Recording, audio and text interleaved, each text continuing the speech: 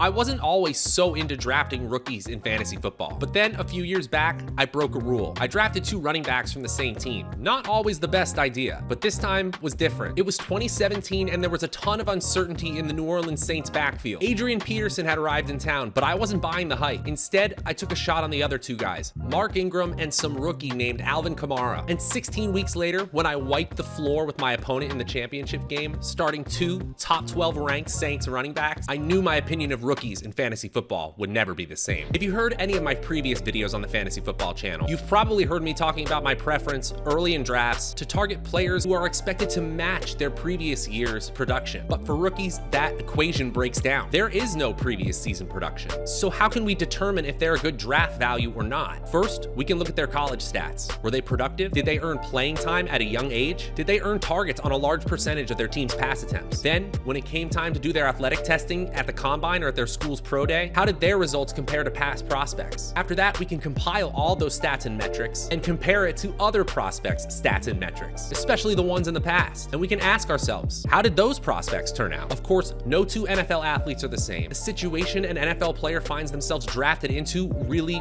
matters for fantasy football. But 2022 is a fantastic year to take a shot or 2 on this year's rookie class. And that's what we'll break down in today's video. I'm Matt Savoca from Stokastic.com, and we're breaking down the rookies I'm targeting in fantasy drafts. And stick around because I got a great offer from our friends at Underdog Fantasy as well. Let's get into it.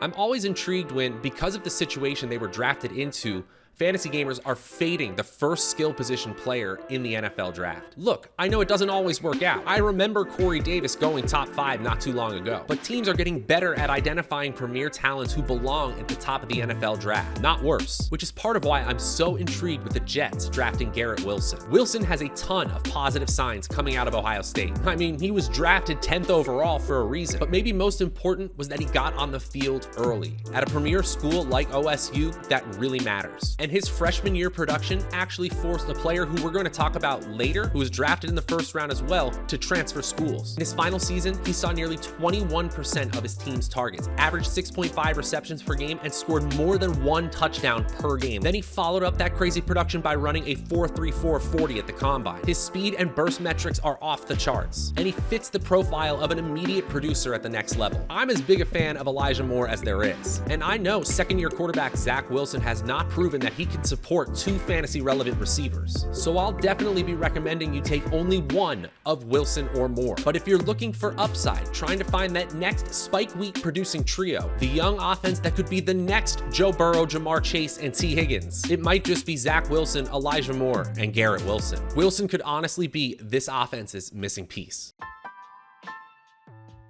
Drafted just 1 spot behind his OSU teammate, Chris Olave was scooped up by the Saints with the 11th overall pick. Olave is nearly identical to his Ohio State teammate in height and weight, and also ran a sub 4.4 40-yard dash. Over his final 2 seasons, Olave averaged 87 yards receiving per game, but he really excelled in the touchdown category. He averaged exactly a touchdown per game in his final 32 collegiate games, and added even more production on special teams. That's another success indicator for prospects at the NFL level. It also reminds me of another former OSU great who got drafted by the Saints, albeit in the 2nd round. I'm talking about Olave's now teammate, Michael Thomas, who is finally healthy after 2 injury-filled seasons. This Saints passing core is now worlds better than it was a season ago. Thomas, Jarvis Landry, and Olave have gobs more upside on a weekly basis than last year's trio of Marquez Callaway, Deontay Hardy, and Traquan Smith. Jameis Winston, the quarterback, has already suffered a small injury setback. It's definitely something to monitor, but this passing attack, man, it's got a sneaky high ceiling. Landry and Thomas are former Pro Bowlers. What if they get back to that level? What if Olave joins them at that level of play? If you told me at the end of the season that this Saints trio ended up being one of the most explosive in fantasy football, I wouldn't be shocked. At an ADP outside the top 100 players, Olave offers access to that upside without spending premium draft capital. It's really not hard to see him succeeding right out of the gate. Oh boy, here we go. Just as I begin to record this video, I get a report coming across my phone that a first rounder is seeing reps with the second and third team. We get this report every single year in training camp. This time it's the Titans' Treylon Burks. So we hit the panic button, right? Sound the alarms. No, of course not. Seriously, people are ready to call this guy a bust already. This prospect that the Titans essentially traded straight up for AJ Brown. Now, yes, he's had a tumultuous offseason so far. Reports surfaced that the team was unhappy with his conditioning level at rookie minicamp, and Burks all but admitted to being out of shape. Next, reports of concentration errors, drops, and wrong routes run. And now, the kicker, that he's running with the backups. And please don't misconstrue this. I'm not saying these reporters are lying. He may indeed be struggling, but the downward pressure on Burks' draft stock is making me more and more likely to draft him in fantasy football this year. Burks is a fascinating prospect, drafted 18th overall. Last year at Arkansas, nearly a third of all pass attempts were headed Treylon Burks' way. And despite a massive target share in both his sophomore and junior seasons, he still caught over 70% of his targets. And he scored 18 touchdowns in his final 21 games, doing it against SEC competition. Do I have to remind you that we all collectively thought that Ja'Marr Chase was a premature bust because of his preseason struggles? Fading him did not turn out great, and while I'm definitely not saying that Burks is going to turn into Ja'Marr Chase, or that Robert Woods isn't going to be a factor, but I am saying Burks is worth considering at a deflated ADP. I mean, you can find him hanging out in the 11th and 12th rounds of some home league drafts. And another positive for Burks, the high-stakes drafters, they're still in. His draft position in high-stakes drafts is nearly 20 points higher than it is on FantasyPros. For me, between pick 100 and 115 is the perfect time to pull the trigger.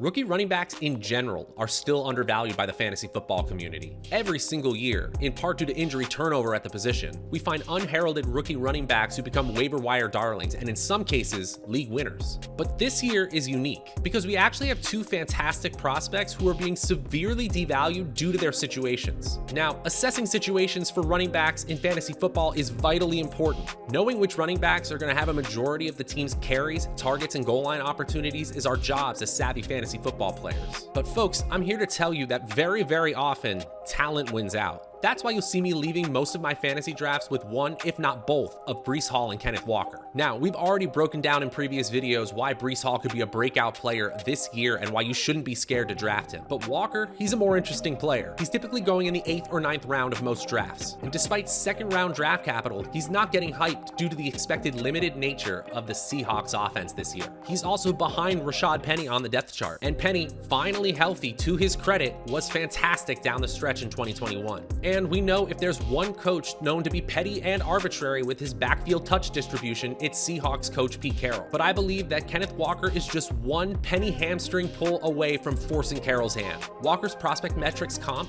shockingly, is LaDainian Tomlinson. If Penny, like he has before, goes down with an injury, I think Walker will instantly show his potential. And he'll certainly be ranked as a top 15 back every single week. I've said it once and I'll say it again. Situation is vital for fantasy football running backs. But for at least one of these high-profile rookie running backs in 2022, I suggest you have some conviction and take the plunge. Hey guys, just want to take a second to tell you about a fantastic offer we've got from our friends at Underdog Fantasy. If you haven't played over there, now is the best time to get into the best ball contests they have over there. They got the Best Ball Mania 3 tournament, which gives you 3 different opportunities to win $1 million, just a $25 entry fee, and the Puppy 3 tournament, actually the 4th iteration of the $5 entry tournament with huge prizes up top as well. And we got a great offer for you. Use promo code Stokastic, Stokastic, to get up to a $100 first match deposit bonus. But the gifts don't stop there. We will kick in a Stokastic draft kit with the best ball rankings and fantasy football rankings for all platforms and all styles of play.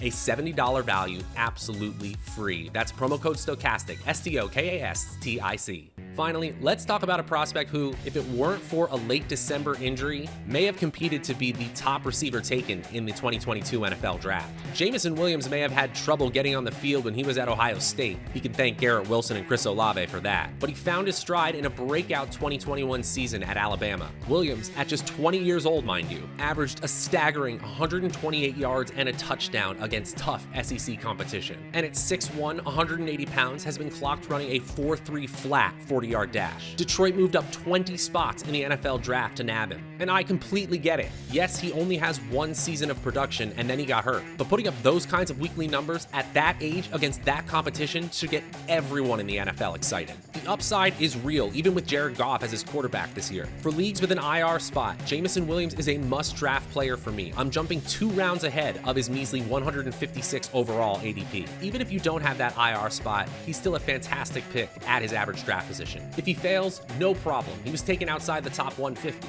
But seriously, if you asked me if there was one player who had a chance to be this year's Odell Beckham, this year's Justin Jefferson, a player whose ascension to elite status lifts your team to a league championship, my snap answer would be Jameson Williams. There you have it, guys. That's how I'm playing the rookie class. Remember to not be afraid to take a plunge on a few of these rookies. Check out all the videos we got over on the Stokastic Fantasy Football channel and all that we have to offer from Underdog Fantasy. Check below, we got the must-draft players and players your gutless teammates are too afraid to take.